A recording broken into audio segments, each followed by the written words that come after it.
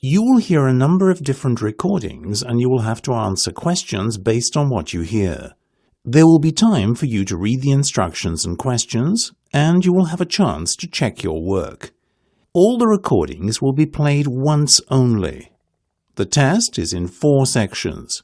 At the end of the test, you will be given 10 minutes to transfer your answers to the answer sheet. Now turn to Section 1. Section 1. You will hear part of a telephone conversation between a customer and a booking agent. First, you have some time to look at questions 1 to 6.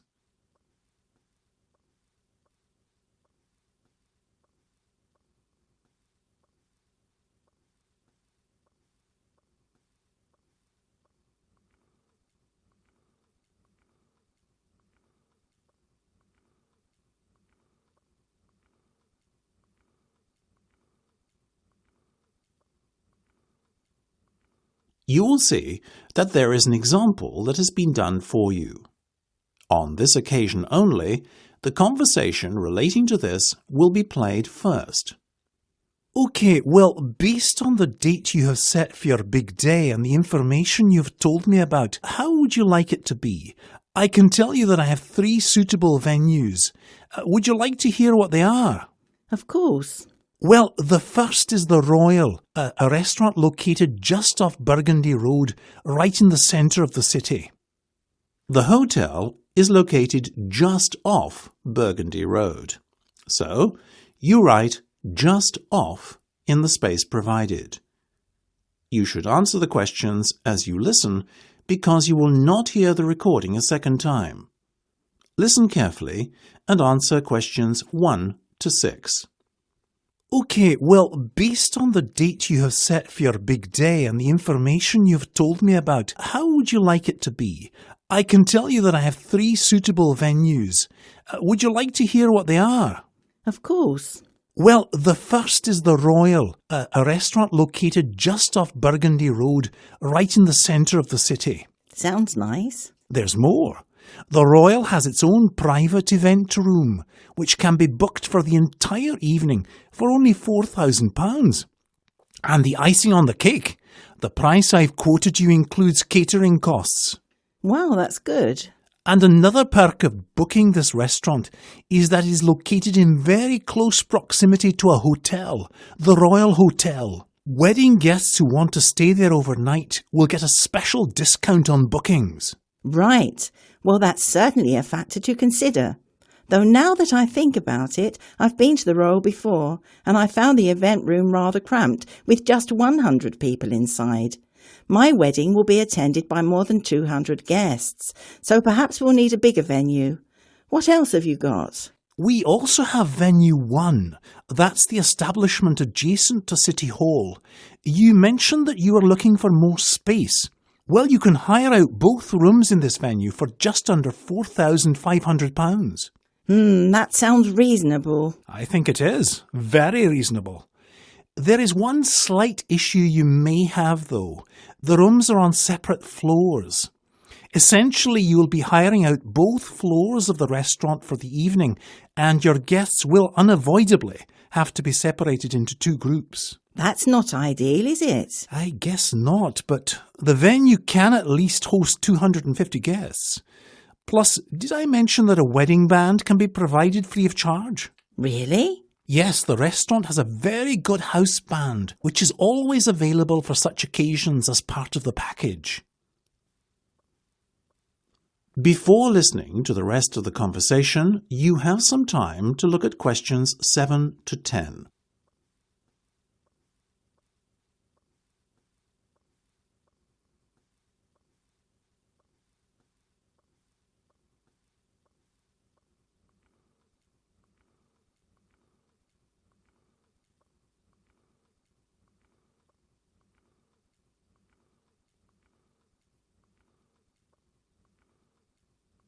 Now listen and answer questions 7 to 10.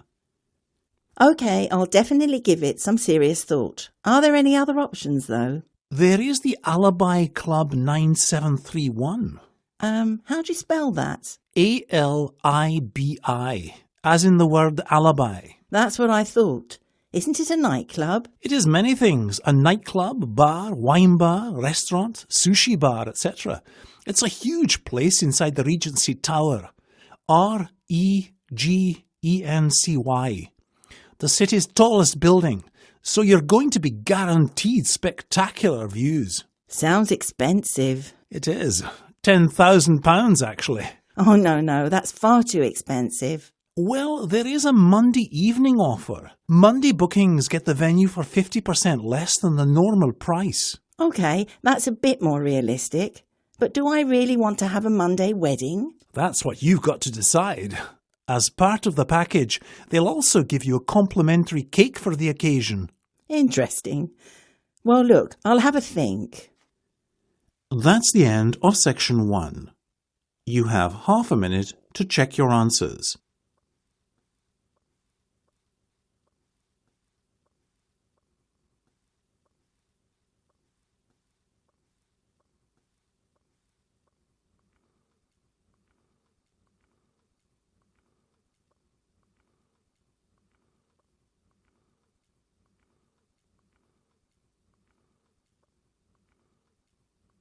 Now turn to Section 2. Section 2. You will hear a town planning official talking to a businessman. First, you will have some time to look at questions 11 to 15.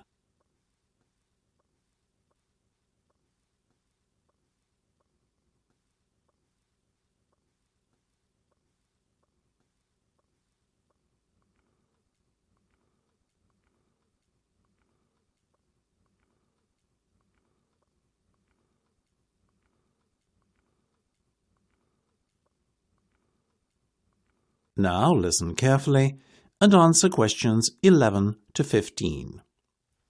We've looked at your proposal, and while we are relatively happy with it and prepared to give you the go-ahead to get the project started, that is only on condition that you make some modifications to the original plans. First of all, having 2 car parks is all well and good, but you only have a ticket office in one of them. What happens if a customer encounters a problem in car park 2? Does he have to go all the way over to car park 1 to get help? That'll have to change.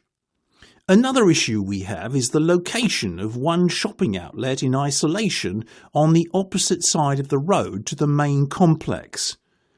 I'm referring to the designer boutique by the roundabout. It's highly dangerous to expect people to cross over the road there. An accident waiting to happen, quite frankly.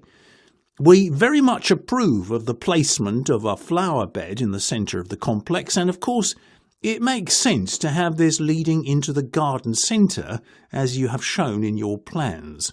That said, we're not sure a garden centre is the right kind of store for this location, and we would like you to carry out some further market research to provide evidence that there would be a demand for gardening products were such an outlet to be built. Also, the building in the main complex, near to car park 2, is the Cineplex Cinema. That's fine, but we have a big issue with the placement of the cloakroom and toilets in a separate building. There's no logic for that, for goodness sake. What's more, the toilets are on the garden centre side of the building, which means they're even further away from the Cineplex. The only reason we could think of for laying out your plans in this manner is so that toilet users would be forced to walk through the electrical store in the middle of that building. Not acceptable. The Cineplex must have its own toilets. Before you hear the rest of the discussion, you have some time to look at questions 16 to 20.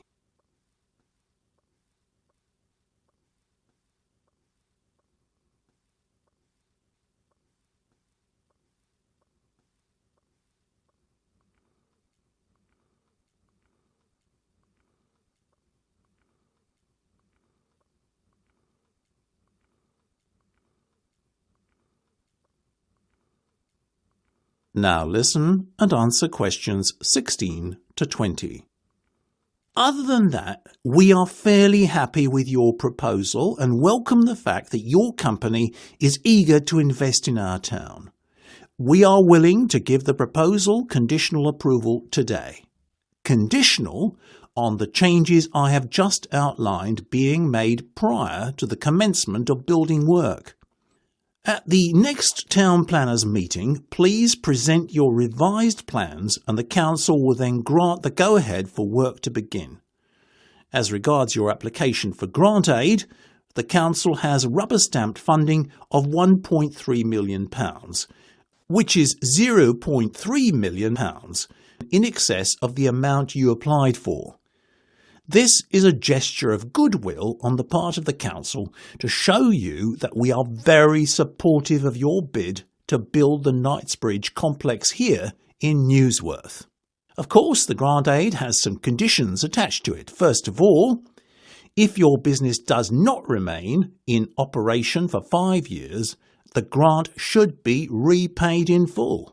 If your business closes within 10 years, half the grant must be refunded. If your business shuts after the 10th and within the first 15 years of operation, you will be expected to return 1/4 of the grant aid. Secondly, you will be required to employ local people to work at the centre where at all possible. Of the 500 employees, 75% should come from within 5 miles of Newsworth, and the other 25% should be within a 25-mile radius of the town. Only under exceptional circumstances, and with the formal approval of the Council, can you employ someone who does not fit the criteria I have just outlined. Now, that's the end of section 2. You have half a minute to check your answers.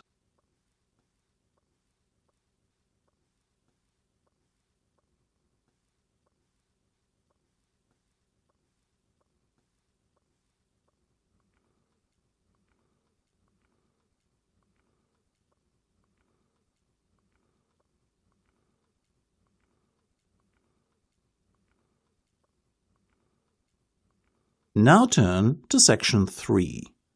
Section 3. You will hear a discussion between two students of international business. First, you have some time to look at questions 21 to 25.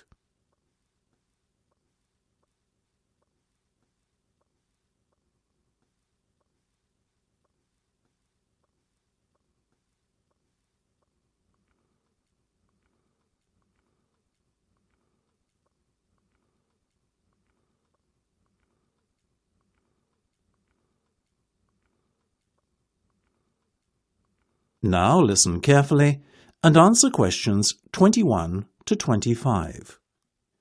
Long time no see. Hi, Chris. Yeah, it's good to be back. Definitely. Good to see you, El. I haven't spoken to you since, gotta be last June, was it? Yeah, that's right. Just after the end of term exams. How did you do, by the by? Not as poorly as I've been anticipating. I imagined there might be some resits in the offing, but thankfully I managed to just about pass every module, which was a huge relief. How about you? I was really happy with my grades and I'm still on track for my first in my degree. But there was one hiccup. Really? Do tell. Well, I sat the accounting exam with a fever and needless to say didn't do so well. I ended up having to take it again in August. Oh, how terrible. Must have ruined your summer. A little, but it all worked out in the end and I did brilliantly second time round. Well, that's cracking stuff, El. Well done. I'm envious of you. What with your being on course for a first, I'll be lucky to get a 2-2 at the rate I'm going. What percentage are you on overall at the moment? 42. Well, third year only counted for 25% of the overall grade for our degree. Fourth year makes up the rest, so you still have plenty of time to pull out a good grade. You just have to apply yourself a bit more seriously. I know. Perhaps we could get together a study group of some sort. What do you think? Sorry, Chris, I can't. Guess group study isn't everyone's cup of tea then. Never mind. It's not that. I'm all for a bit of group study, but bear in mind that I don't live on campus anymore. So you moved out and got your own place? No, I couldn't find one, so I moved back in with the folks. Now I get the train in from home every day. Takes about half an hour, so it's not so bad. I didn't realise. Shame we won't see so much of you around in the evenings this year then. I know, I'll miss the feel of the campus too. Before you hear the rest of the discussion, you have some time to look at questions 26 to 30.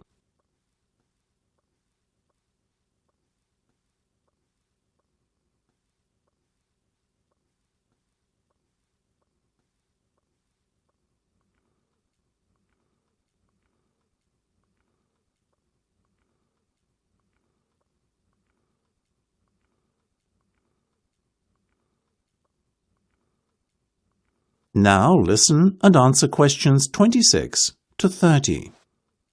Have you chosen your modules for this semester yet, by the way? No, I'm still putting it off. Can't make up my mind what I want to do. You? Yeah, my first choice was marketing. Well, you love marketing, don't you? So I was sure you'd choose that. Me, though, I'm not completely convinced I want to do that module. I was leaning more towards human resources, though I haven't made up my mind completely yet. Why not do them both? I am. But then I wouldn't be able to do business law as it clashes on the timetable. No way. Oh, yeah, I forgot. You love all that legal stuff, don't you? Are you doing organisational behaviour? No. You? I would sooner enrol in a class that entailed watching the grass grow for an hour and a half every day. I can't stand that Professor Leon Smith. What an absolute bore. Steady on. It's not that bad. I know what you mean. I think finance is an important module. Wouldn't you agree? That's why I'm doing it. We'll see you there then. We can sit together. Great. Sounds like a plan. Now, how about... That's the end of section 3. You have half a minute to check your answers.